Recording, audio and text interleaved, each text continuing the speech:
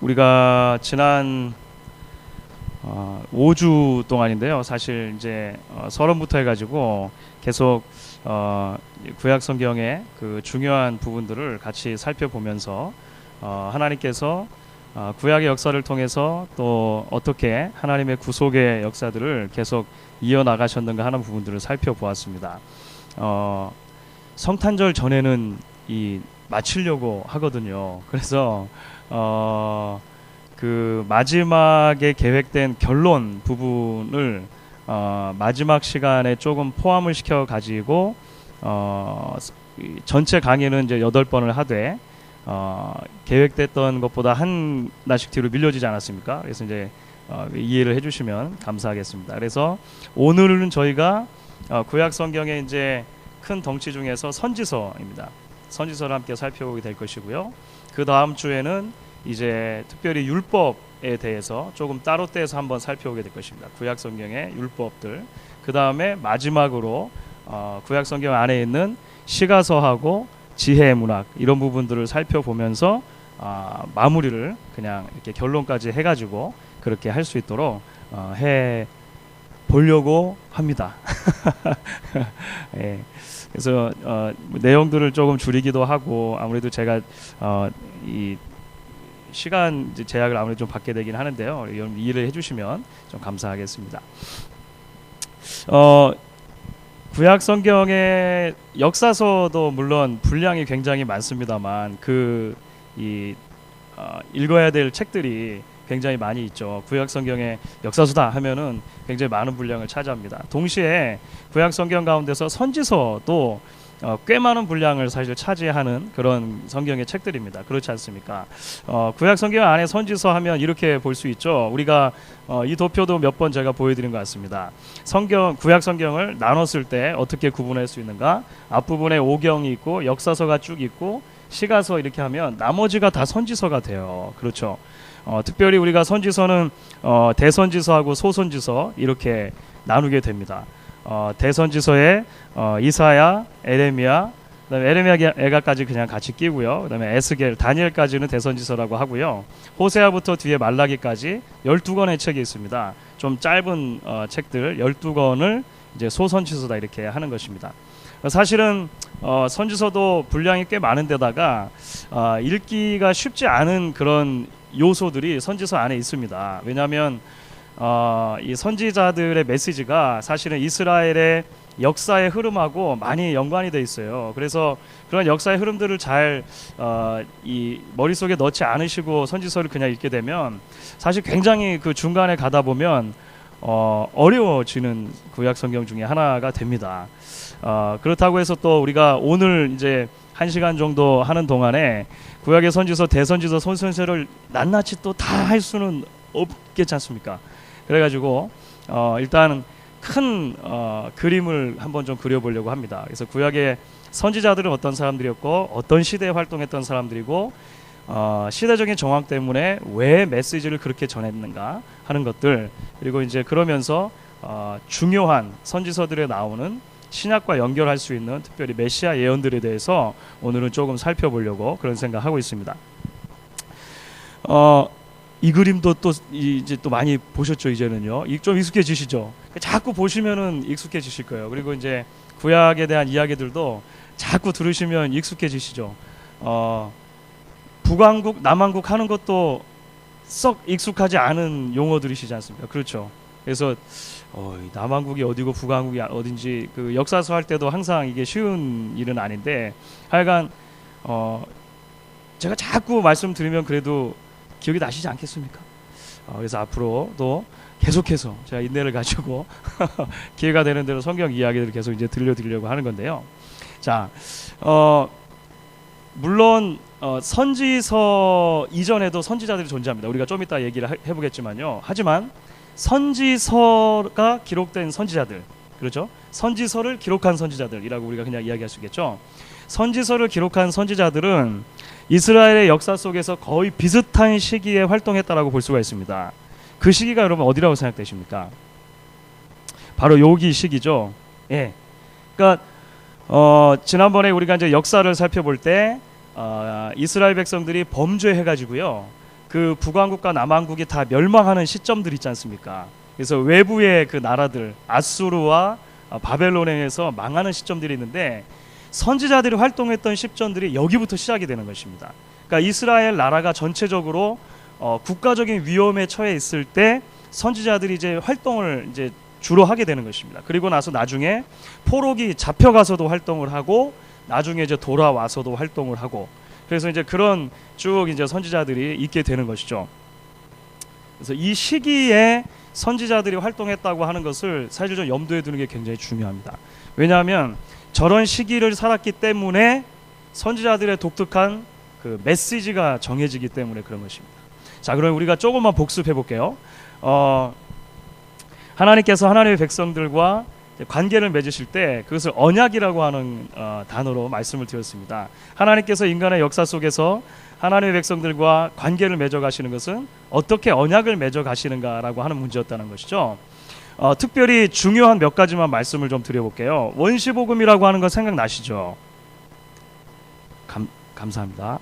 예, 몇 분이 고개를 끄덕여 주셔가지고 여러분, 그 창세기 3장 15절입니다. 그러니까 타락한 이후에, 인간이 타락한 이후에 그 뱀에게 주는 하나님의 저주의 메시지 속에 사실은 감추어져서 복음의 가장 원시적인 형태의 메시지가 들어있었다라고 하는 것이죠.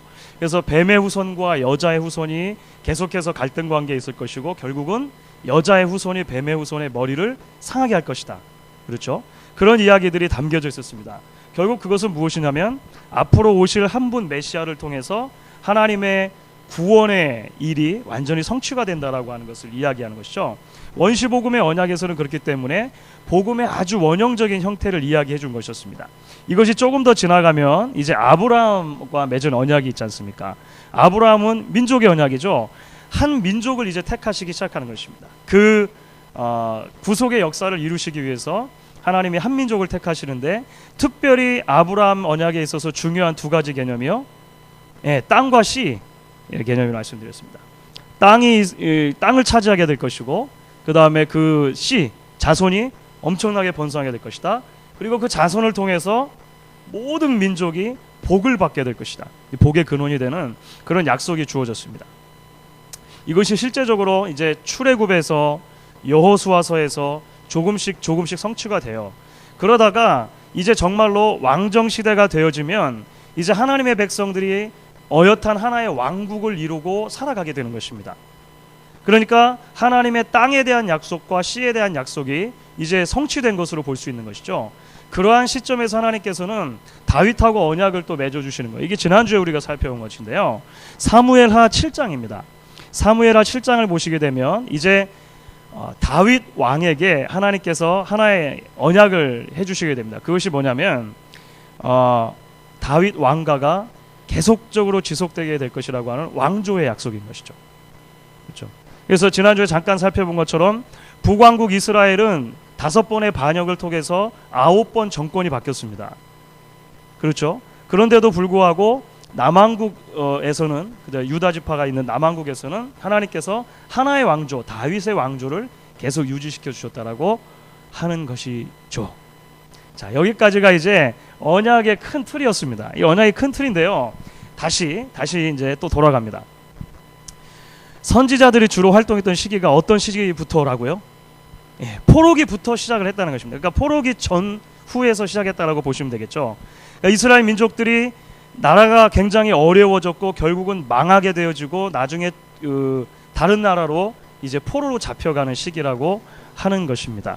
자, 그러면 이런 언약들과 비교해 보았을 때 포로기는 독특한 특징들이 있는 것입니다. 포로기, 여러분들, 포로기는 사실 우리 한국 사람들에게는 조금 이렇게 같이 동질감을 느낄 수 있는 요소가 있어요. 왜냐하면은 저희 한민족은 그 일제 그 치하에 그 주권이 박탈되는 일들이 있었지 않습니까? 그래서 우리가 그 남의 나라의 통치를 받았단 말이죠. 그러니까 비슷하다고 보시면 되는 것입니다. 남의 나라의 통치를 받으면서 동시에 사실 이제 이스라엘 백성들은 그 원래 살던 땅에서 다 이렇게 거의 옮겨졌어요. 거의 옮겨져 가지고 그 거대한 제국들로 이렇게 흩어져서 살게 된 것입니다. 자, 그러면 그러한 포로기에 어떤 특징들이 있다고 생각하십니까? 이런 것들이 있는 거죠. 다윗 왕가가 몰락했습니다. 그러니까 유다의 마지막 왕 그 여호야긴 뒤로 다윗 왕가의 왕이 그 뒤로 세워지지 않습니다. 그렇죠? 또 바벨론으로 이주했으니까 땅에 대한 약속도 이게 언던된 것처럼 보이는 거죠. 없어진 것처럼 보이는 거죠. 땅에서 잘 살았는데 그 땅에서 다 다른 나라로 심겨가 버린 것입니다. 좀 문제가 있습니다. 굉장히 큰 문제 중에 하나가 뭐냐면요, 성전의 파괴예요. 성전의 파괴.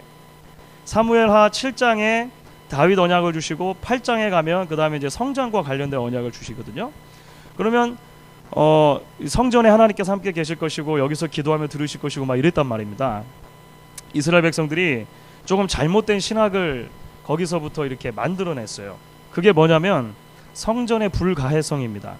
성전은 안 무너진다 라고 하는 그런 사실 잘못된 신학이에요. 왜냐하면 말씀 가운데는 이스라엘 백성들이 잘못하면, 범죄하면 이 성전도 별거 아니게 될 것이고 이스라엘 백성들 쫓겨갈 것이다, 이런 얘기가 다 있거든요.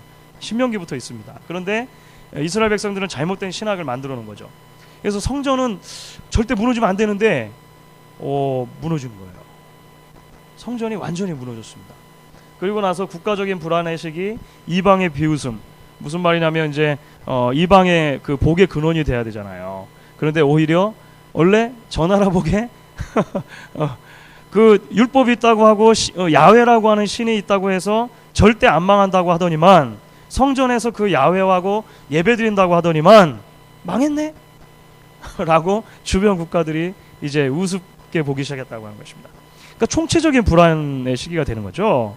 다시 말하면 이 포로기의 특징은 뭐냐면, 이전에 주어졌던 하나님의 약속들, 이전에 주어졌던 하나님의 언약들이 전부 다 파기된 것처럼 보이는 시기라고 하는 것입니다. 그렇겠죠. 그러면 이 시기를 살아가는 사람들에게는 이제 역사적인 질문들이 생기게 되는 것입니다. 여러분들은 어떻게 생각하시겠어요? 이 시기를 살아갔던 한 명이다 라고 생각하시면 어떤 질문이 들어드시겠습니까? 그 언약과 관계된 거죠. 아니, 하나님은 여전히 신실하신가? 라고 하는 질문이죠. 이거를 조금 더 적나라하게 표현하면 하나님이 살아 계신가? 라고 하는 질문입니다. 그렇죠. 또 하나는 그 하나님이 우리를 향한 계획을 여전히 가지고 계시는가? 라고 하는 문제입니다. 이것도 적나라하게 풀면 하나님이 도대체 우리에게 관심이 있는 건가? 라고 하는 거죠. 하나님이 살아계시는 게 맞나? 라고 하는 질문과 하나님이 우리에게 관심을 여전히 가지고 계시나? 라고 하는 이 두 개의 질문이 굉장히 큰 이스라엘 백성 전체의 질문으로 다가오기 시작했다라고 하는 것입니다. 이때 선지자들이 이제 그 포로기를 전후해가지고 그 국가적인 운명이 왔다 갔다 하는 상황 가운데서 메시지를 전하는 것이죠. 그러면 선지자들의 답변은 이런 것입니다. 하나님은 여전히 신실하시다. 그렇죠. 하나님은 여전히 신실하시다. 그리고 당신의 구원 계획을 끝까지 성취하실 것이다 라고 하는 것. 그러니까 애초에 주어졌던 언약이 완전히 파기된 것이 아니고 하나님 여전히 그 언약들을 기억하고 계시고 하나님의 방법으로 이루어 가실 것이다 라고 하는 것을 이야기해 주는 것입니다. 그렇기 때문에 선지자들의 메시지는 크게 보면 네 가지로 요약이 될 수가 있습니다. 선지자의 메시지를 우리가 네 가지로 요약해 볼 때 첫 번째는 아주 중요한 것이 이것입니다. 하나님이 어떤 분이신가에 대해서 선지자들은 굉장히 많은 시간을 할애해서 설명을 합니다. 왜 그러겠습니까? 이스라엘 백성들의 가장 큰 신앙의 문제 중에 하나가 무엇이었냐면 하나님에 대해서 오해한 것이었어요.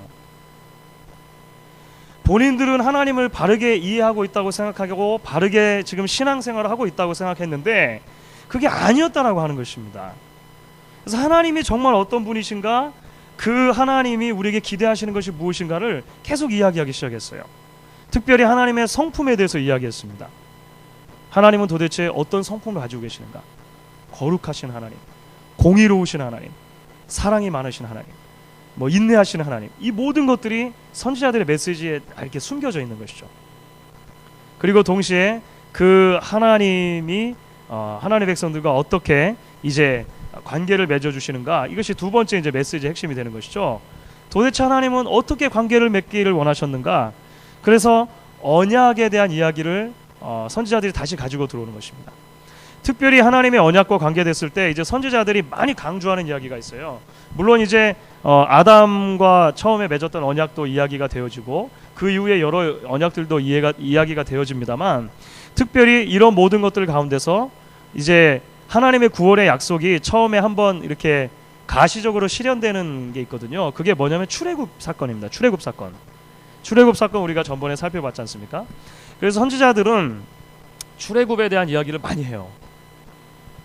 출애굽을 통해서 하나님께서 이스라엘을 이전에 구원해 주시지 아니하셨느냐? 하나님의 약속에 400년이 지난 다음에도 신실하지 않으셨느냐? 지금도 여전히 하나님께서 우리에게 계획을 가지고 계시고 신실하실 것이다 라고 하는 것을 계속 이야기하는 것입니다. 세 번째로 선지자들의 메시지의 특징은 무엇이냐면, 그런데 하나님과 우리의 관계가 어떻게 파기가 되었는가 라고 하는 문제를 이야기하는 것입니다. 하나님은 어떤 분이신가? 사랑이 많으시고 공의로우신 하나님, 그 하나님이 어떻게 관계를 맺으셨는가? 언약이라고 하는 방법을 통해서 관계를 맺으셨다. 그러면 하나님과 관계가, 우리가 왜 지금 이렇게 되었느냐라고 하는 것이죠. 왜 우리는 언약이 다 깨진 것처럼 보이고 우리 땅도 빼앗기고 다른 나라에 가서 살고 있느냐? 그렇죠? 왜 성전은 무너졌느냐? 이런 질문에 대해서 이제 선지자들은 답하기 시작하는 것입니다. 하나님과 우리 관계가 왜 파괴되었는가? 중요한 메시지가 뭐겠습니까? 여기서 죄죠, 죄. 언약 파기의 당사자가 하나님이 아니시고 인간이었다라고 하는 것을 계속해서 율법을 통해서 밝혀주는 거예요. 그래서 율법을 가지고 계속 설교를 하면서 이것 보아라, 하나님의 말씀에 이렇게 쓰여져 있는데 어떻게 하나님의 백성들이 지금까지 살면서 그 말씀에서 어긋나게 살아왔는가? 하나님이 이미 약속한 대로 당신의 백성들에게 심판을 주시는 것이 마땅하지 아니한가? 라고 하는 부분들을 이제 선지자들이 계속해서 외치는 것입니다. 사실 쉽지는 않았겠죠. 일제시대 때를 또 상상해 보십시오. 일제시대 때인데 어떤 목사님이 우리나라가 지금 이렇게 된 것은 다 우리 잘못이다. 그래서 일제시대가 앞으로 30여 년이 넘게 진행이 될 것인데 하나님의 뜻에 순종하는 마음으로 그대로 숙이고 통치를 받고 살아라라고 설교하는 사람이 있다면 여러분들 같으면 어떻게 생각하시겠습니까? 역적이죠. 반역자죠. 국가의 반역자죠. 이건 예레미야 선지자가 똑같이 이런 일을 당한 것입니다. 예레미야서. 여러분 예레미야서를 이런 관점을 한번 읽어보십시오. 예레미야 선지자는 나라가 지금 막 잡혀갈 때 선지자거든요. 예레미야 선지자는 하나님의 뜻이다. 바벨론에게 심판당한 하나님의 뜻이다. 어떤 일부 선지자들이 잘못 생각하여 금방 이 바벨론 포로가 끝날 것이라고 말하는데 아니다. 적어도 70년은 살아야 된다. 하나님의 뜻이 이것이니 왕부터 백성들까지는 그 뜻에 순종하시기 바람. 이렇게 하니까 예레미야 선지자가 맨날 곤욕을 당한 거죠. 눈물의 선지자가. 그렇죠. 자기도 얼마나 마음이 안타까웠겠습니까? 그런데 하나님의 말씀을 주어줬으니까 전해야 되는 거예요. 굉장히 힘든 상황이 되는 것이죠. 자, 그러나 선지자들의 메시지는 하나님의 심판의 메시지로만 끝나지 않습니다. 왜냐하면 하나님께서 우리에게 어떤 계획을 가지고 계시느냐라고 하는 이제 마지막 종류의 메시지 안에는 물론 하나님의 계획 가운데 일부는 굉장히 큰 것은 심판입니다. 심판. 그렇죠. 범죄했으므로 그렇게 언약이 파기가 되었으므로 심판하시는 것이 마땅하다. 그러나 동시에 그 계획에 대한 메시지 중에 또 다른 절반은 소망입니다. 소망. 그러니까 심판에 대한 메시지가 절반이라면 소망, 위로에 대한 메시지가 또 절반인 것이죠. 그 소망과 위로는 결국 하나님의 구원 방편은 하나님의 구원 방법은 계속해서 그 진행이 될 것이고 하나님께서 그 구원의 약속을 이루어 주실 것이라고 하는 거예요. 결국은 그 구원의 약속에 대한 이야기가 어디까지 연결이 되어져야 이제 완전한 구원의 약속으로 되어지겠습니까? 이 오실 메시아에 대한 예언이 그래서 중요하게 되는 거예요. 인간의 역사는 철저하게 실패한 역사이지만 하나님께서는 여전히 하나님의 구원의 그 약속을 끝까지 지켜주실 것인데, 그 구원의 약속을 지켜주시는 방편이 무엇인가?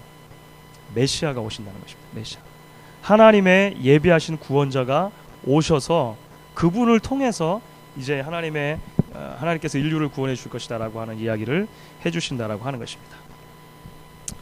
자, 이게 이제 큰 틀입니다. 하나의 큰 틀. 요것을 일단 마음속에 좀 가지고 계시는 것이 중요합니다. 그래서 선지서의 페이지를 읽어 나가실 때, 아, 그렇구나, 그런 시기들이 있구나. 물론 이제 각 선지자들마다 조금씩 시기의 배경은 다릅니다만, 이런 고민이 있었겠구나, 그래서 이런 설교를 하고 있겠구나, 그래서 어렵겠구나. 그러나 그럼에도 불구하고 하나님께서는 여전히 하나님의 약속을 우리에게 주시는구나 라고 하는 관점으로 좀 읽어 나가시면 우리가 선지서 읽을 때 조금 더 도움이 되겠다 생각이 듭니다. 자, 그러면 이제 다른 이야기를 좀 해볼게요. 그러면 구약의 선지자들은 어떻게 기원이 되었고, 선지자들의 역할이 이제 주로 어떻게 연결이 되어지냐 하는 부분을 조금 다른 관점에서 좀 살펴보도록 하겠습니다. 아까도 언뜻 제가 말씀을 드렸습니다만요, 우리가 소위 선지서라고 말할 때는 이제 그러니까 선지서를 기록한 선지자들이 있는 것이죠. 그렇죠? 그리고 그 선지서를 기록하기 전에도 선지자들은 이미 존재는 했었습니다. 그러니까 선지서를 꼭 기록하지 않았지만 선지자들이 있었다는 거예요. 대표적인 뭐 왕정시대 선지자들 누가 있습니까? 다윗한테 가가지고 막 이런저런 얘기했던 나단 선지자 있죠. 나단 선지자. 그렇죠? 또 사무엘도 선지자라고 할 수 있죠. 그죠? 뭐 이런 사람들이 있습니다. 그러면 선지자를 계속 거꾸로 계속 거슬러 올라갔을 때 선지자의 기원이 어떻게 될까요? 최초의 선지자. 예. 모세죠. 모세를 우리가 최초의 선지자로 봅니다. 그렇게 봐요. 실제적으로 신명기에 보시면 이렇게 말씀이 나오죠. 그 후에는 이스라엘에 모세와 같은 선지자가 일어나지 못하였나니 모세는 여호와께서 대면하여 아시던 자요. 그러니까 모세의 죽음에 대한 이야기 다음에 이제 이렇게 소개를 하는 것입니다. 모세는 하나님께서 세우신 특별한 선지자였고 선지자 중에서도 최고의 선지자였다. 그런 것이죠. 그러니까 전무후무한 선지자. 왜냐하면 모세는 하나님과 직접 대면하여서 하나님의 말씀을 받았던 그런 일이라고 하는 것입니다. 그러면서 이제 앞으로 가나안 땅에 들어가게 되어지면 하나님께서 적정한 시기에 선지자들을 세우셔서 하나님의 뜻을 계속해서 이야기해 주실 것이다 라고 말씀하시죠. 그 선지자의 제도가 신명기 18장에 나옵니다. 선지자의 제도가 신명기 18장에 나오는데요, 아주 재밌습니다. 신명기는 이전에도 말씀드린 것처럼 이제 앞으로 가나안 땅에 곧 들어가게 될 이스라엘 백성들에게 새로운 삶의 터전인 가나안이 비어있는 집입니까? 이전에도 한번 이런 질문 드린 것 같아요. 가나안이 텅텅 비어있는 집이어서 이스라엘 백성들이 이렇게 샥 들어가기만 하면 되는 것입니까? 그렇지 않죠. 가나안에는 가나안 백성들이 살고 있었어요. 그러니까 가나안 백성들하고 어떻게든지, 사실 원래 하나님의 계획은 뭐죠? 다 몰아내고 문화적으로도 정복하고 거기서 새로운 나라를 일구어야 되는 것인데 이제 계속적으로 부딪힌단 말이죠. 그래서 하나님께서 신명기 18장에서 선지자의 제도를 주실 때도 이 가나안의 문화를 염두하고 이야기를 해주시는 것입니다. 자, 이렇게 보시면은요, 9절부터 14절까지는 가나안에 일반적으로 있는 종교적인 행위를 이야기하시는 거예요. 그 다음에 그것과 구분되어져서 15절부터 19절에는 이스라엘에는 선지자를 세울 건데 어떻게 달라야 되느냐라고 하는 문제, 그리고 그 사람이 진짜 선지자인지 가짜 선지자인지 어떻게 알 수 있느냐라고 하는 문제, 뭐 이런 거 이야기해 주는 것입니다. 자, 여러분, 이게 이제 앞부분에 가나안의 이제 그 신앙의 행위인데요. 그 구약 성경 읽으실 때마다 아마 고민하시거나 조금 이게 도대체 무슨 뜻일까 아마 이 생각해 보셨던 분들도 있으실 것입니다. 자, 내 하나님 여호와께서 내게 주시는 땅에 들어가거든 너는 그 민족들의 가증한 행위를 본받지 말지니 그 아들이나 딸을 불 가운데로 지나게 하는 자나 복술자나 기흉을 말하는 자나 요술을 하는 자나 무당이나 진언자나 신접자나 박수나 초혼자를 너희 중에 용납하지 말라. 자, 여기 제가 빨간색으로 이렇게 해놓은 것들이 그 가나안 땅에서 일반적으로 행해지고 있던 이 종교의 행위들입니다. 특별히 이것이 신의 뜻을 묻기 위한 종교적인 행위들이었다라고 하는 것입니다. 그 동서고금을 막론하고 인간의 가장 큰 문제가 무엇입니까? 인간이 가지고 있는 가장 큰 문제 중에 하나가 뭐냐면 미래에 대한 불확실성이죠. 당장 내일 일어날 일을 알 수 없다는 것입니다. 그렇죠. 그래서 동서고금을 막론하고 종교 가운데는 어떻게 하면 내일 일어날 일을 알 수 있을까? 이것을 조금 더 고상하게 포장한 것이 어떻게 하면 신의 뜻을 알 수 있을까? 이렇게 되는 거잖아요. 그렇죠. 예. 한국에 점집이 얼마나 많습니까? 그래서 그렇죠. 비슷한 것입니다. 가나안 땅에도 그런 비슷한 것들이 많았다는 거예요. 여러분들 그 가나안의 그 행위 중에 하나가 아들이나 딸을 불 가운데로 지나가는 게 있다 그랬죠. 이것은 사실 제사로 드리는 것하고 좀 다른 겁니다. 그러니까 물론 제사로 드리는 것도 있어요. 신에게 자신의 첫 소산을 정말로 이렇게 불에 태워서 드리는 그런 이방의 종교도 있습니다. 풍습도 있지만 아들이나 딸을 불 가운데로 지나가게 한다는 것은 신의 뜻을 아는 하나의 방법입니다. 그러니까 그 불을 펴놓고 또는 이렇게 그 불탄 숯 있지 않습니까? 숯을 바닥에 쭉 깔아놓고 아이들을 그 위로 지나가게 하는 거예요. 그러면 아이들이 어느 방향으로 뛰어가느냐에 따라서 신의 뜻을 판단하는 것입니다. 애들이 뜨거워지고 어휴 해가지고 왼쪽으로 지나가느냐 오른쪽으로 도망가느냐 뭐 이런 거 있잖아요. 이런 거 하는 거예요. 다음에 나오는 복술자 길흉을 말하는 자도 굉장히 비슷한 것입니다. 이것은 그 특별히 신의 뜻을 알기 위해서 어떤 특정한 행위를 하는 것인데요.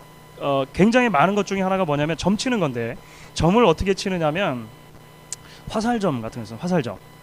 화살을 전통에 넣어가지고 막 흔들어가지고요. 그 중에서 하나를 뽑는다든지 아니면은 탁 바닥에 이렇게 쏟아가지고 그 형태를 보고 한다든지 하는 거 있어요. 이거 굉장히 어디서 비슷하죠. 한국에는 쌀 같은 거 쌀 쫙 뿌려가지고 쌀점 물 위에다가 뭐 동동 띄워놓고 그런 거 좀 있잖아요. 비슷한 거예요. 그리고 아주 그 많이 그 활용되었던 것 중에 하나가 뭐냐면요. 짐승의 내장을 살피는 겁니다. 그러니까 짐승을 잡아가지고요. 짐승의 배를 한 번에 촥 갈랐을 때 딱 펴면 내장이 지금 이렇게 어떤 모양을 하고 있을 것 아닙니까? 그 내장의 형태를 보고 그거를 해석하는 거예요. 대개는 그 간을 많이 살폈습니다. 간.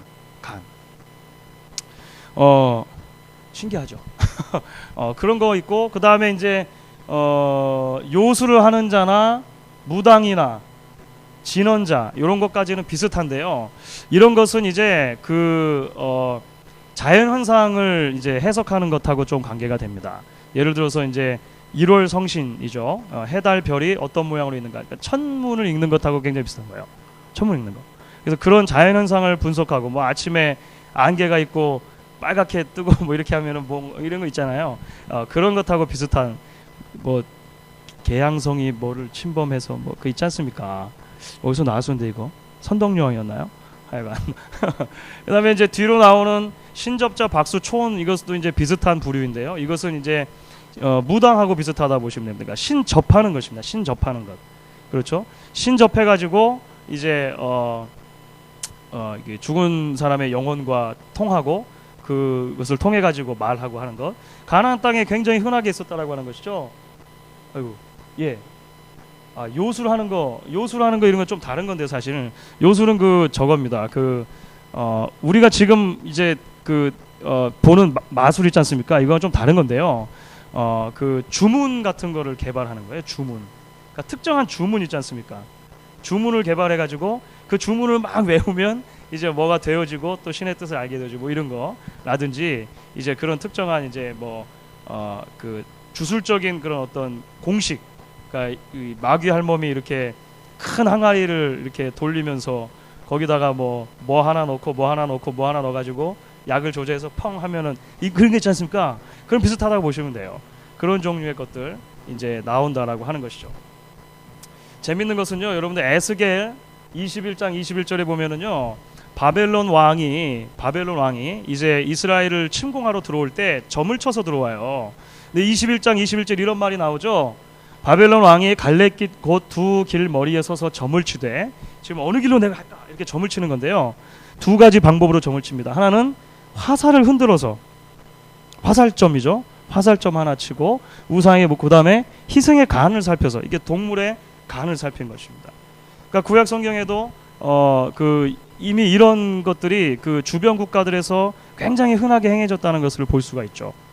그러니까 한 나라의 왕이 다른 나라를 쳐들어올 때도 점쳐가지고 어느 길로 쳐들어올 것인가 이렇게 해가지고 된 것입니다. 자, 이게 이제 가나안의 일반적인 종교 행위였다라고 하는 것입니다. 이렇게 이야기를 해주고 나서 이제 하나님께서는 하지만 이스라엘 백성들에게 세울 선지자는 다르다라고 하는 것을 이야기하시는 것이죠. 이스라엘에 세울 선지자는 어떤 선지자들이어야 하는가 계속해서 말씀하시는 것입니다. 내 하나님 여호와께서 너희 중 내 형제 중에서 나와 같은 선지자 하나를 너를 위하여 일으키리니, 모세가 이야기하는 것입니다. 그러니까 나와 같은 선지자, 모세와 같은 선지자라고 이해를 하시면 됩니다. 이것이 곧 내가 총회 날에 호렙산에서 너의 하나님 여호와께 구한 것이라, 이렇게 쭉 돼 있고요. 그 다음에 또 17절부터 쭉 보시면 여호와께서 이르시되 그들의 말이 옳도다. 내가 그들의 형제 중에 너와 같은 선지자 하나를 그들을 위하여 일으키고 내 말을 그 입에 두리니 내가 그에게 명하는 것을 그가 무리에게 다 고하리라. 무릇 그가 내 이름으로 고하는 내 말을 듣지 않은 자는 내게 벌을 받을 것이다. 이스라엘 백성들에게 세워주실 하나님의 선지자는 가나안의 선지자들과 굉장히 다르다라고 하는 것을 우리가 볼 수가 있습니다. 제일 먼저 우리가 기억해 볼 수 있는 것은 뭐냐면요, 이스라엘 백성들의 선지자는 철저하게 신적인 기원이 있다는 것입니다. 그 말씀 무슨 말이냐면 하나님이 세우셔야만 되는 거예요. 하나님이 세우시지 않으시면 선지자가 안 되는 것입니다. 가나안에 지금도 그렇습니다. 지금도 무당들 중에는요, 강신무하고 세습무가 있는 거 아세요? 한국의 전통적인 무당에 강신무하고 세습무 이런 거 들어보셨습니까? 강신무는 뭐냐면은요, 실제적으로 진짜 신을 받는 무당이죠. 세습무는요, 학습을 통해서 무당이 되는 것입니다. 예. 그러니까 대개는 이제 그 무당의 자녀가 그대로 보고 배워가지고 어렸을 때부터 세습을 해서 훈련해가지고 무당이 되는 경우가 있어요. 그 고대 종교에도 비슷했습니다. 그런 어떤 그 훈련을 통해 가지고 될 수 있다고 봤다는 것이죠. 그런데 하나님께서 말씀하시는 이스라엘 선지자의 특징은 뭐냐면요, 사람들이 세우는 것이 아니다, 하나님이 반드시 세우신다라고 말씀하시는 것입니다. 그리고 굉장히 중요한 것이 있습니다. 하나님의 뜻을 이제 어떻게 그러면은 전달할 것인가? 이스라엘에 주시는 선지자들에게 있어서 가장 큰 특징이 무엇입니까? 하나님이 말씀을 주시면 그것을 전한다는 거예요. 아주 간단하죠. 그러니까 이스라엘 그 가나안 땅에 있었던 사람들 뭐였죠? 뭐 신접한 자, 박수 뭐 해가지고 요술을 하는 자, 이런 복잡한 과정을 통해 가지고 신의 뜻을 아는 것이 아니고, 이스라엘 백성들에게 세우실 선지자는 아주 간단. 하나님의 말씀 주시면 말씀을 전하면 되는 것입니다. 그러니까 하나님이 세우신다라고 하는 선지자 직분의 신적인 기원이 있고, 그가 전하는 말씀에도 신적인 기원이 있는 것입니다. 하나님이 주시는 말씀을 전한다. 이게 아주 중요하죠. 아주 중요합니다. 그러면 진짜 선지자, 거짓 선지자는 어떻게 구분할 것인가? 하나님께서는 그것도 친절하게 말씀을 해주시죠. 그게 이제 바로 이어서 나오는 거예요. 20절부터 21절까지. 하나님이 전하지 않는 말을 하면 거짓 선지자다, 이렇게 되는 겁니다. 그러겠죠. 하나님이 주시는 말씀을 해야 진짜 선지자니까, 하나님이 주시지 않는 말을 임의로 하면 그것은 거짓 선지자다. 그러면 그게 하나님이 주시는 말씀인지 아닌지 그럼 또 어떻게 알아요? 그게 이제 그 다음에 나오는 거죠. 그게 실제로 성취가 되느냐 안 되느냐는 것입니다. 그러니까 선지자의 말이 주어졌을 때 그 말이 실제적으로 역사 속에서 성취가 되느냐 안 되느냐로 참 선지자, 거짓 선지자를 알 수 있다, 이렇게 얘기하는 것입니다. 물론 이제 성경 전반적으로 볼 때는 그 외에도 참 선지자와 거짓 선지자를 구분하는 몇 가지 방법들이 있기는 합니다. 예를 들어서 메시지가 일관돼야 된다라고 한다든지, 또 하나님의 영이 임재한다는 그런 어떤 명확한 사인이 필요하다든지, 또 메시지의 내용과 선지자의 삶이 일치한다든지, 뭐 이런 여러 가지가 있어요. 그런 것들을 통해서 참 선지자, 거짓 선지자를 나누게 되기는 하는 것입니다. 하지만 하여간 우리가 여러 가지 측면에서 우리가 이제 정리를 해보면서 중요한 것은 무엇이냐면, 가나안 땅에 들어가서 이제 살아갈 이스라엘 백성들에게 하나님이 주시는 선지자에 대한 비전은 하나님의 말씀을 받아서 하나님의 말씀을 전하고, 그리고 그 하나님의 말씀이 주어졌을 때는 무엇이든지 간에 그것이 무엇이든지 간에 가감 없이 전할 것이고, 하나님의 백성들은 그 말씀을 들을 것이다 라고 하는 것이 굉장히 중요한 것으로 들려진다고 하는 것입니다.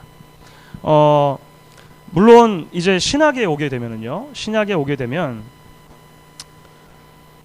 예수를 믿는 모든 하나님의 백성들에게 선지자적인 기능을 하나님께서 요구하십니다.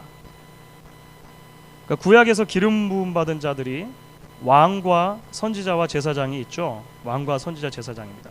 구약의 역사는 그들이 다 실패하는 역사들이에요, 사실은. 그런데 이제 예수님께서 완전한 왕으로, 완전한 선지자로, 완전한 제사장으로 오셔서 그 모든 것들을 다 다시 이루어 주시는 것이죠. 우리가 예수를 믿게 되면 우리가 예수님 안에 있게 되어지고, 이제 예수님께서 감당하셨던 그 기능을 우리도 같이 감당하게 되는 거예요. 우리 모두가 다 나누는 것입니다. 제사장의 직분, 왕의 직분, 선지자의 직분, 우리 모두가 다 함께 감당해 가는 것이죠. 이거 굉장히 중요합니다. 굉장히 중요해요. 앞으로 계속 강조하게 될 것입니다.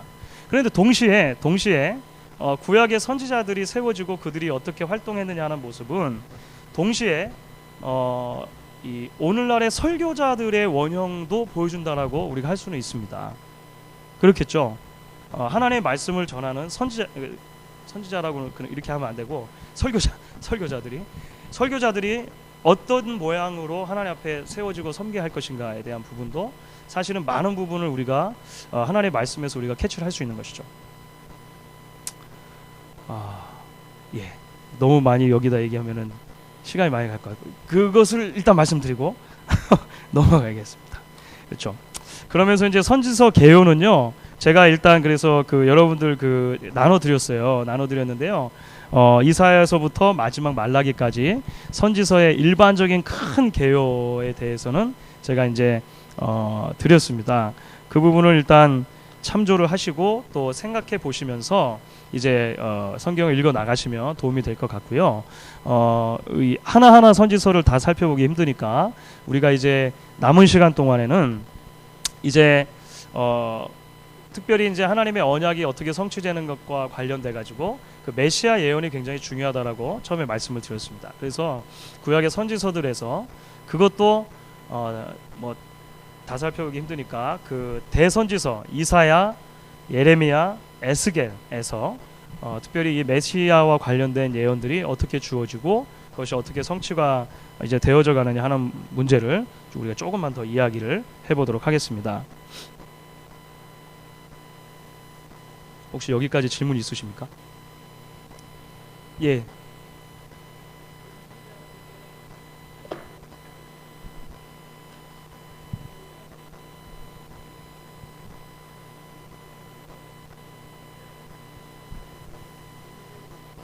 예.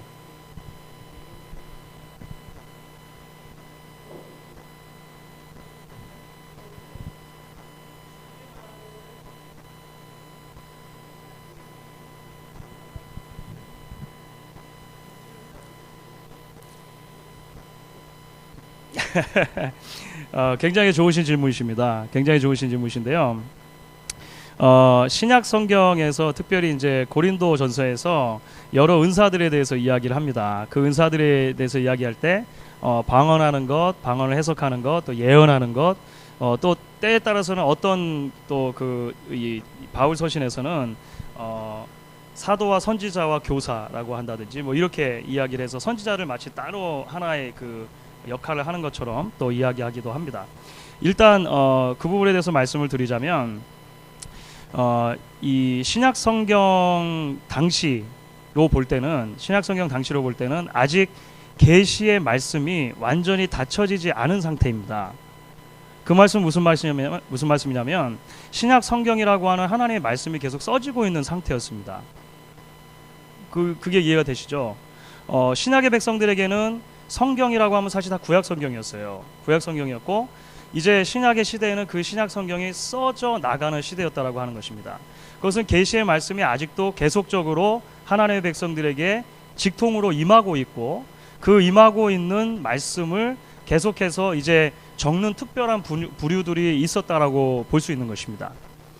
특별히 그런 계시의 말씀을 받아서 할 때도 물론 이제 여러 가지 원리들이 있어요. 뭐냐면 이미 기록된 말씀과 어긋난 말씀이 주어졌을 때 문제가 있다라고 본다든지, 그래서 그것이 그 신빙성이 없다라고 본다든지 뭐 이런 거 있습니다. 하여간 그래가지고 전반적으로 볼 때는 신약 당시에는 하나님의 계시의 말씀이 완전히 닫히지 않았기 때문에 그 말씀이 계속해서 이제 주어질 수 있었다라고 보는 것이고, 그 말씀을 기록하고 그 말씀을 이제 계속 모을 수 있었다라고 보는 것입니다.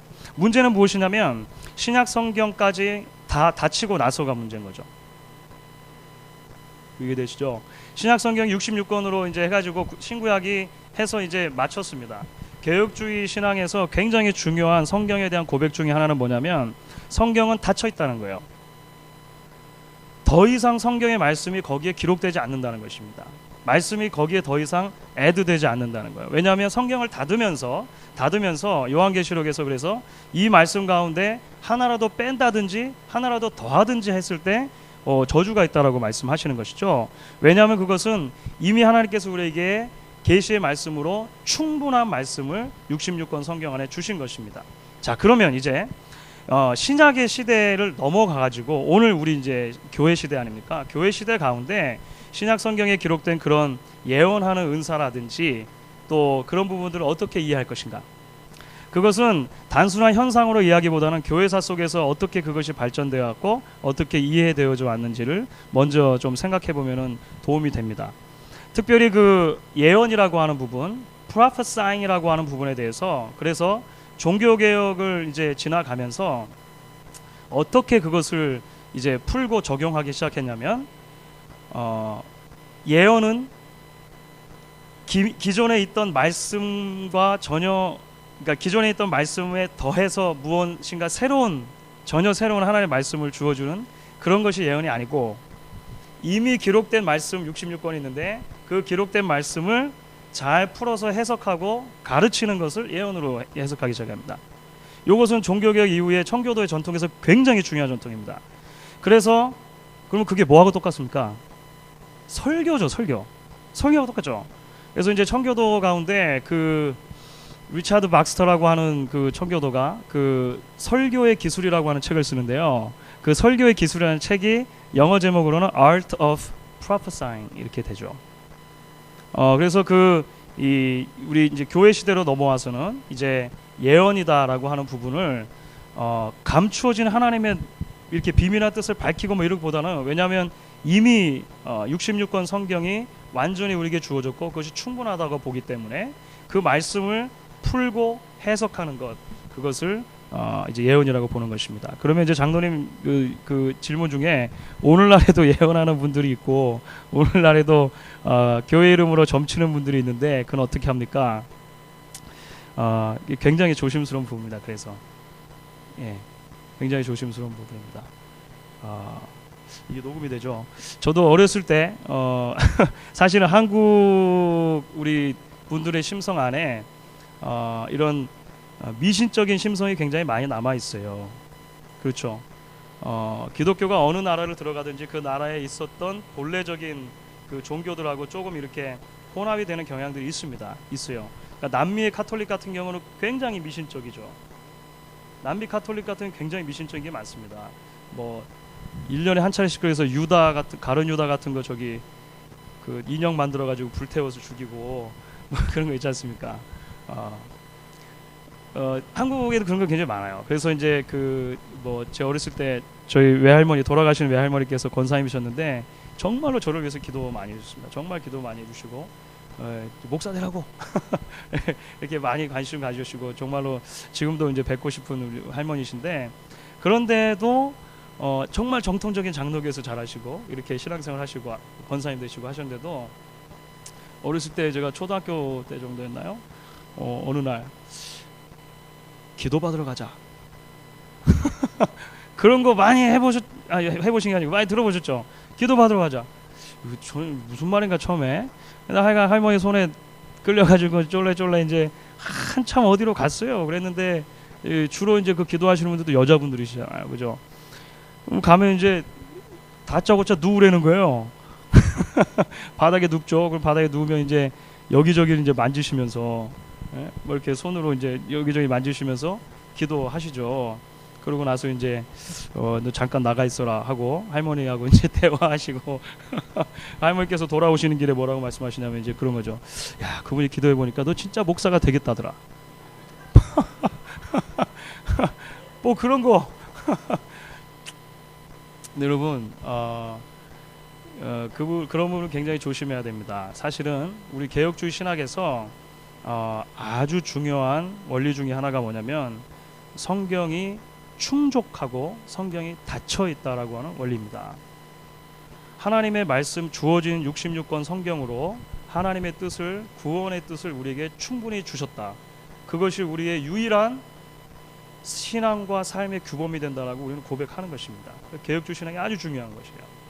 그래서 그것 외에 다른 주술적인 다른 어떤 방법을 통해서 하나님의 뜻을 더 추가로 알려고 하는 마음이 우리 안에 생길 때 그것은 사실 건전하지 않은 유혹이라고 보시는 것이 옳습니다. 기도 받으러 안 가셔도 돼요. 말씀 읽고 기도하면 되죠. 그렇죠. 그러니까 나중에는 어떤 얘기까지 나오냐면 기도값 받는다는 얘기가 나오는 거예요. 그 복채죠, 복채. 그러면 그렇죠. 큰 목사님들이 기도하시면 기도값을 드린대요. 예? 더 영험하니까. 그건 복채죠. 그렇게 되면 그건 큰 문제가 되는 것입니다. 그러니까 그 부분은 이제 잘 기억하시면 되겠습니다. 아유, 질문이 너무 좋아가지고 제가 답을 좀 길게 드린 것 같아요. 전 보지 마세요. 그러니까 네. 네.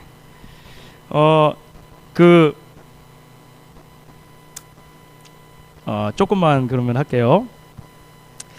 메시아와 관련된 선지서의 예언들이 있습니다. 그 이사야서에가 사실은 굉장히 많이 나와요. 이사야서는 66장까지 있는데요. 이사야서에 많은 예언들이 나오는데 그 중에서 뭐 중요한 거 몇 가지 얘기하면 남은 자라고 하는 개념, 그 다음에 임마누엘 예언이죠. 임마누엘 예언. 우리가 그 유명한 7장에 나오는 임마누엘 예언. 그리고 사실은 이제 고난주간마다 또는 이제 성찬식 때마다 목사님들께서 자주 읽으시는 그 고난받는 종에 대한 이사야 52장의 노래, 뭐 이런 부분들이 굉장히 많이 등장합니다. 사실 이사야서의 많은 부분들은 그래서 그 메시아적인 예언이 굉장히 많이 등장을 하는 것을 보실 수가 있어요. 그루터기라든지 거룩한 씨, 남은 자, 이런 개념들, 사실 하나님께서 심판하시는 중에도 계속 남겨두신다라고 하는 의미거든요. 그래서 조금씩 남겨두시되 결국은 마지막 남은 자 한 사람이 남게 돼요. 그분이 예수님이 되시는 겁니다. 그리고 그 마지막 남은 자 한 명 예수님을 통해서 다시 하나님의 구원의 계획이 펼쳐지는 것이죠. 임마누엘도 비슷합니다. 특별히 이제 7장 14절이 대표적으로 마태복음 1장에서 인용하는 거죠. 보라, 처녀가 잉태하여 아들을 낳으니 임마누엘이라. 임마누엘이라고 하는 것 자체가 하나님이 우리와 함께 하시다라고 하시는 거죠. 그러니까 하나님께서 결국은 인간으로 오시게 될 것에 대해서 이미 이사야 선지자는 예수님 오시기 전 800년 전 선지자거든요. BC 8세기 선지자니까. 근데 이미 이제 예언들을 해주고 있는 것입니다. 이것이 9장에 가면 한 악이라고 하는, 이거 저기 연말에 이제 메시아 찬송하면은 그 우리를 위해 나셨다. 그 본문이죠. 우리를 위해 나셨다. 뭐 그 있습니다. 이제 기묘자라 묘사라 전능하신 하나님, 영존하신 아버지, 평강의 왕. 이 부분에 대해서도 이제 오실 메시아에 대한 예언으로, 한 분 메시아에 대한 예언으로 우리가 이해를 하시면 되겠습니다. 이거 나중에 가시게 되면 이세의 주, 이세라고 하는 사람이 누구죠?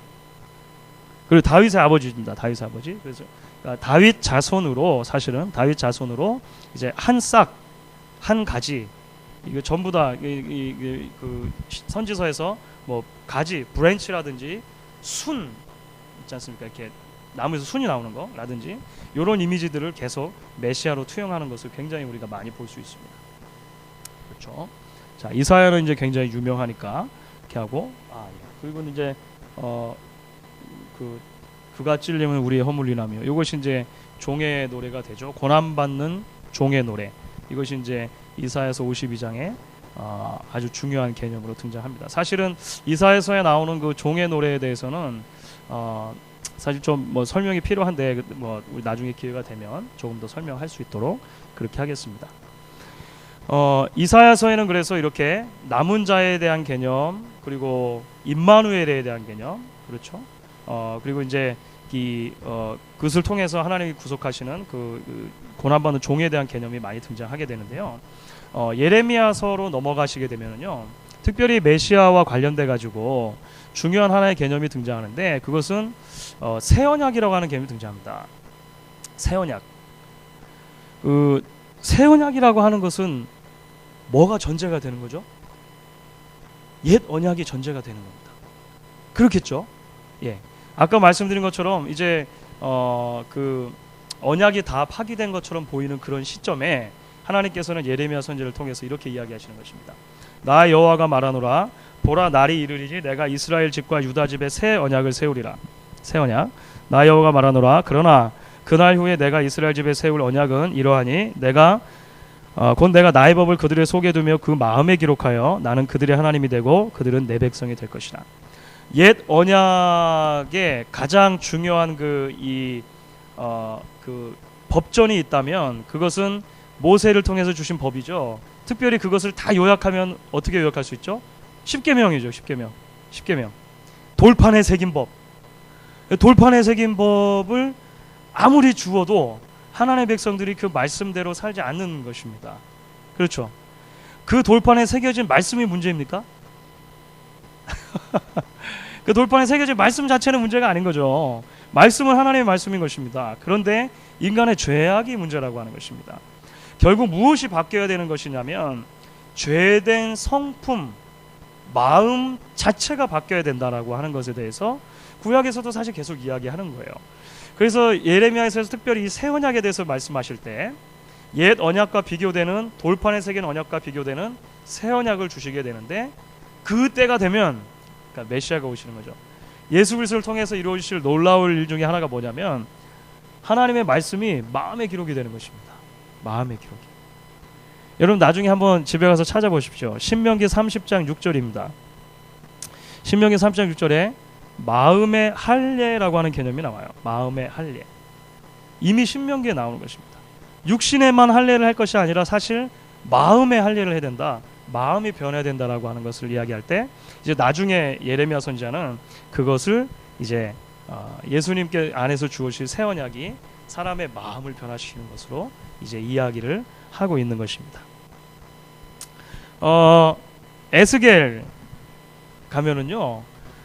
에스겔에는 사실 뭐 여러 가지 이야기가 있는데 그 중에서 두 가지 환상이 굉장히 중요합니다. 에스겔서 안에는 중요한 두 가지 환상이 등장하는데요. 하나의 환상은 뭐냐면 우리가 잘 알고 있는 마른 뼈 환상입니다. 마른 뼈 환상. 2010년도에 한국에서 바이블 엑스포라고 인천 송도에서 열렸대요.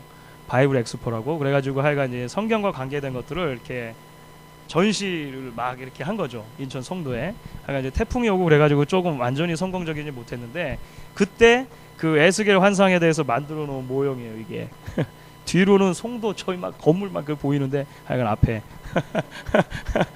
앞에 요만큼 이렇게 이제 야외에다가 이렇게 다 만들어놨기 때문에 뭐 창조부터 해가지고 많이 만들었대요. 그랬는데 하여간 그래서 이제 에스겔이겠죠. 에스겔 선지자가 대언하니까 요렇게 점차적으로 변해가지고 진짜 사람이 되는 걸로 이렇게 이제 만들어 놓은 겁니다. 만들어 놨는데 사실 이 마른 뼈 환상이 왜 중요할까요? 사실 마른 뼈라고 하는 것은 이미 죽은 거죠. 이미 생명이 없는 상태를 말하는 것입니다. 완전히 없어진 상태인데 그 마른 뼈에 하나님의 말씀이 대언되어질 때 거기에 차차 살이 오르고 힘줄이 생기고 온기가 덮이고 나중에 이제 생명의 바람이 불어넣어지는, 그렇죠. 마치 창조 때 하나님께서 흙으로 사람을 창조하시고 호흡을 불어넣으셔서, 하나님의 호흡을 불어넣으셔서 그것이 생명이 된 것처럼 굉장히 비슷한 이미지입니다. 그러니까 새로운 창조가 이루어지는 것이죠. 그죠? 새로운 창조가 여기서 이루어지는 것입니다. 그러니까 결국은 이것은 죽어있는 이스라엘 백성들이 하나님의 은혜로 회복하게 될 것이다 라고 하는 것이 1차적인 의미가 있다면, 결국은 죄로 인해서 완전히 죽어있는 인류가 이제 예수 그리스도 안에서 새로운 생명을 갖게 되어지고 새로운 피조물로 거듭나게 되어지는 것 이야기한다라고 볼 수 있겠죠. 고린도후서 5장 17절, 누구든지 그리스도 안에 있으면 새로운 피조물이라, 이전 것은 지나갔으니 보라 새 것이 되었도다. 그 피조물이라고 하는 것이 새로운 창조죠. 창조, New Creation이라고 번역된 영어 성경이 그래서 꽤 많습니다. 새로운 창조로 거듭나게 된다라고 하는 것입니다. 이것이 어떻게 이루어지느냐? 그 에스겔 37장이 그 환상인데요. 뼈의 환상인데, 마른 뼈 환상인데, 37장 후반부로 가면 그 약속이 어떻게 이루어지느냐? 다윗의 왕 한 목자 그와 화평의 언약을 세움으로 가능하다라고 하는, 그러니까 계속적으로 메시아 예언과 이 말씀을 연결시키는 것을 우리가 보게 되어지는 것입니다. 그리고 나서 이제 이 등장하는 그 에스겔서 후반부에 가면 많은 부분에 할애돼 가지고 이제 큰 환상 하나가 더 등장하는데요. 그 환상이 뭐냐면 이제 하늘에서부터 새로운 성전이 하나 내려오는 환상이 나와요. 새로운 생전이 이제 지어지는 게 나오는데요. 그것은 물론 지금 현재 예루살렘 성전이 다 없으니까 그 예루살렘 성전이 이제 귀환한 백성들을 통해서 다시 세워질 것이다, 그런 의미도 있을 수 있겠지만, 나중에 이제 신약으로 가게 되어지면 예수님께서 실제적으로 성전된 자기 육체를 완전히 일으켜 세우시는, 그렇죠. 그래서 여러분 요한복음에 보면 이런 말씀 나옵니다. 그 헤롯 성전이거든요. 헤롯 성전을 보고 사람들이 와, 이거 보십시오, 얼마나 멋집니까? 예수님께서 이 성전을 헐라 내가 사흘 만에 일으키리라. 아니, 이 성전을 짓는데 얼마나 오래 걸렸는데 사흘 만에 무너뜨리고 사흘 만에 짓는다고 하십니까? 라고 할 때 예수님께서는 이것은 성전된 자기 육체를 가리키심인 것이다 얘기하시죠. 예수님의 죽으심과 부활을 바로 이 성전의 회복의 환상을 통해서 이미 우리에게 보여주셨다라고 우리가 이해할 수 있는 것입니다. 자, 그러면 오늘 마무리를 좀 해보겠습니다. 구약 성경의 선지서라고 하는 것은 사실 참 분량도 방대하고 그것이 역사와 굉장히 밀접한 관계이기 때문에 읽기 힘든 부분이 분명히 있습니다. 그리고 사실 오늘 제가 일부러 다루지는 않았는데요. 구약 성경의 선지서를 읽기 어려운 이유 중에 하나가 또 뭐냐면 환상입니다. 환상. 묵시와 관계된 아주 복잡한 환상들이 많아요. 그래서 그것은 이제 다음에 또 이야기할 기회가 있을 것입니다. 한 여러 가지 이유가 있는데, 오늘 우리가 말씀드린 것처럼 그런 큰 틀을 가지고 읽어 나갈 때 구약 성경의 선지서도 조금씩 우리에게 열려지는 것을 여러분들 경험하시면 좋겠고요. 특별히 이제 그 모든 예언이 예수 그리스도 안에서 우리를 위해서 이루어 주시는 하나님의 놀라운 구원 계획이라는 것을 기억하시고 하나님께 같이 감사하는 시간으로 나아가면 좋겠습니다.